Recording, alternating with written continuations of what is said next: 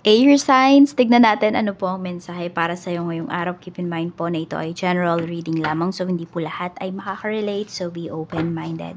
Sa mga hindi pa po nakasubscribe dito sa ating channel, please subscribe na po kayo and pa-like na din po ng ating video. At sa mga nice pong mag-avail ng ating private readings, ng ating Evil Eye Amulet Necklace at ng ating Tears Bracelet, makikita nyo po yung link sa description box, Tarot Intentions by Aliana Reyes. Okay, tignan po natin kung ano ang mensahe para sa iyo ngayong araw na ito. Spirit guide, mensahe po natin. Mensahe natin, Spirit guide. So we have Psycho X, Crazy X, Obsessed, Won't Let Go. Meron dito, ayaw kayong pakawalan. Mukhang ano ha. Ano ba to? Pinapolis nyo na ba to?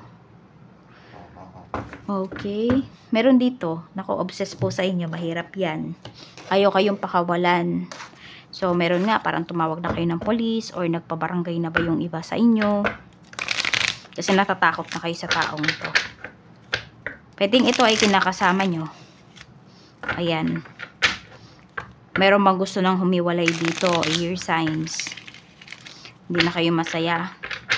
Tignan natin kung ano pa yung mensahe para sa'yo. Meron tayong 7 of Swords. Ayan nga, ex mo talaga to. Pinapakita. So, pwedeng, ano ba, kung nasa ibang bansa naman kayo, parang may restraining order kayo from this person o yung iba po sa inyo, pwedeng nasa process na yung divorce ninyo, ganyan. Tignan natin, ano pa yung mensahe? We have the Chariot. So, you want your freedom back na talaga.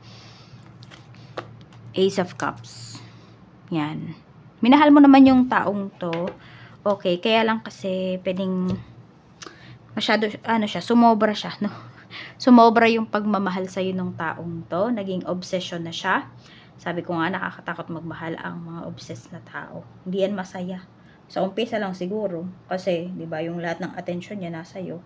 Pero, in due time, magiging ano din yan. Magiging toxic yan. Oo. So, ayan. Tignan natin ano pa yung mensahe. We have Knight of Pentacles. So, kayo talaga ay lumalayo ngayon, ano? So, you have choice naman daw. Oh. Basta parang meron kayong pinagtataguan dito, air signs, no? Ayaw, or either ayaw nyo nang makausap, ayaw nyo nang makita yung taong to. We have 2 of Swords. Nagugulo lang kayo eh. Yan. Parang pag nakakausap mo yung taong to, or pag nagme-message to sa'yo, nagpaparamdam to sa'yo, kung ano-ano yung sinasabi niya. So, parang naguguluhan ba yung isipan mo? Sa halip na naka-let go ka na, sa halip na naka-move forward ka na, yung iba tuloy sa inyo, naguguluhan kayo. We have Page of Swords. Ayan po, kaya ang kailangan mo na lang talagang gawin is hanap ka ng mga evidence kung ano man yung mga sinasabi sa'yo ng taong to. Baka may threat sa inyo, ganyan, or binablockmail kayo. Ayan po. Gather all evidences and then punta po kayo sa police station. Yun po yung gawin niyo. I-report nyo na yung taong to. We have 7 of Swords. Ayan. Okay, meron naman dito, pwedeng pagdating to sa trabaho, ma-promote po yung iba sa inyo or mabigyan kayo ng award, ng reward ngayong araw. So, we have the Emperor. More on sa trabaho yung pinapakita dito. Ayan, maganda naman po yung energy pagdating sa inyong trabaho. Wala naman akong masasabi dito. Kung hindi, happy naman po kayo sa trabaho ninyo. Tsaka nag-e-excel talaga kayo, air signs. We have 9 of Swords. And we have 6 of Pentacles. Okay, more on pera. Yan naman problema yung iba sa inyo sa pera. Okay, pwede po na may mga sabihin natin yung trabaho mo, hindi talaga niya nako-cover ngayon lahat no ng mga bayarin po ninyo, kasi iba sa inyo pwedeng nagkaroon kayo dito ng utang because of your person. Kaya din siguro nilalayuan niyo na yan. Kasi pwedeng bumigat po, no? Yung inyong pamumuhay, yung inyong kaperahan, parang bumagal siya nung simula, nung nakasama niyo yung taong to. So, parang siya kasi yung nagko-control sa inyo. Ayan, kino-control na niya even your finances. We have 3 of Pentacles. Ayan. Meron kayong big decisions na gagawin dito pagdating sa trabaho. Nagdadalawang isip pa ba yung iba sa inyo? We have Page of Cups. Tanggapin mo na daw po yan. Or meron dito ay nag-apply po kayo ng work. Tanggapin nyo na po ito. At kung kayo naman ay naghihintay, yes po, meron po kayong matatanggap dito or matatanggap yung iba sa inyo sa trabaho. May good news kayo na marireceive coming from work. We have Queen of Cups. Okay. So, meron kang iniiwasan dito. Female figure to eh. So, baka siya yung obsessed sa'yo. Could be a friend. Ayan. Yung iba sa inyo, hindi lang to about sa relasyon, no? Ay, hindi lang to about sa romantic relationship. Could be your friend na obsessed sa'yo tong kaibigan mo na to. Parang, parang, ewan ko, alam mo naman na friend lang kayo, no? At alam mo naman na straight yung taong to. Pero, hindi mo alam kung bakit siya ganun. Parang lahat ng kilos mo, alam nung taong to. So, natatakot kayo. Kaya yung iba sa inyo, parang iniiwasan nyo na yung friend nyo na to. We have 4 of Wands. Ayan po, meron dito makapagpagawa na ng bahay. Meron tayo ditong Queen of Pentacles. Okay, may nagtutulong-tulong dito. Okay, parang kunwari kayong magkakapatid. Nagtutulong-tulong kayo dito para mapagawa yung ancestral house ninyo or yung bahay ng matanda, bahay ng parents po ninyo. We have 2 of Wands. At meron tayo ditong 2 of Cups. Bothered yung iba sa inyo dito. Ayan, so pwedeng nag-take risk kayong mag-asawa pagdating dito sa plano po ninyo na to. Okay lang yan, nag-take risk kayo at parehas naman kayo ng decision dito, so wala namang sisihan na mangyayari. Yan. At kung ano naman po yung nilabas ninyong pera dito, sinasabi naman po sa inyo ni universe na ito po ay mababawi ninyo. Kaya wag kayong mag-alala.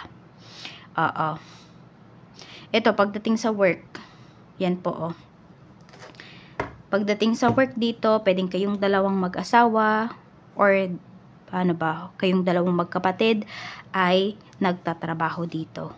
Okay? So, mas gumagaan po yung mga problema. So, kung may mga utang man dito, unti-unti po ay mababayaran na siya. Or meron kayo ditong parang monthly binabayaran. I don't know kung kumuha kayo ng hulugang lupa or house and lot. Hulugan siya, yun, monthly, rent to own yung iba po sa inyo. Tignan natin ano pa to. We have, okay, meron naman dito, ayan po, yan, sabihin natin, yan, my peace of mind naman po kayo, pagdating sa inyong relationship, air signs, ayan.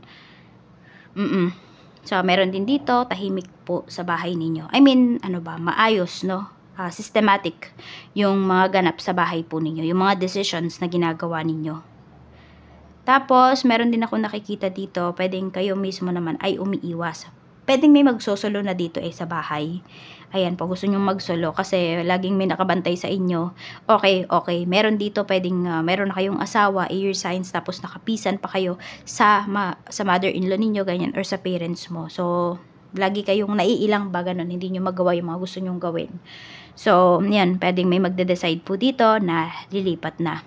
Yan, or mangungupahan na ng bahay. So, magte-take risk talaga kayo. May risk talaga na pinapakita po dito sa mga gagawin ninyo. So, tingnan natin. Ano pa yung mensahe? Okay. So, ayan po, may mga documents kayo dito. Or may naayos ba kayong documents? Aalis ba yung iba sa inyo? Pero, nababother yung iba Okay. So, parang hindi ba buo yung decision ninyo na umalis, na magtrabaho sa malayo. Tingnan po natin ano pa yung mensahe. Kung kayo naman po ay may binibentang property, may binibenta kayong bahay, ayan we have Ace of Cups. May magkakagusto po talaga dun sa bahay na binibenta nyo or sa lupa. Kaya parang one time nyo lang makakausap yung taong to, may decision ka agad siya. Tingnan natin ano pa yung mensahe. Okay, meron naman dito, pwedeng nagpalit kayo ngayon ng asawa mo. Pwedeng siya naman ngayon yung nasa bahay, tapos ikaw naman yung nagtatrabaho. Yan, para kasing sabihin natin mas in demand yung career mo kaysa sa career niya ngayon at mas malaki yung kita mo. Kaya ayan po, may mga sacrifices kayo na gagawin dito. At yun, wag nyong intindihin kung ano yung sasabihin ng ibang tao about dito sa decision ninyo, about sa nangyayari sa bahay ninyo, sa family ninyo. As long as nagkakaintindihan kayo ng asawa mo, wala kayong magiging problema. So, ayan lang po ang mensahe para sa iyo ngayong araw. Maraming salamat, air signs. Ingat po kayo and more blessings to come.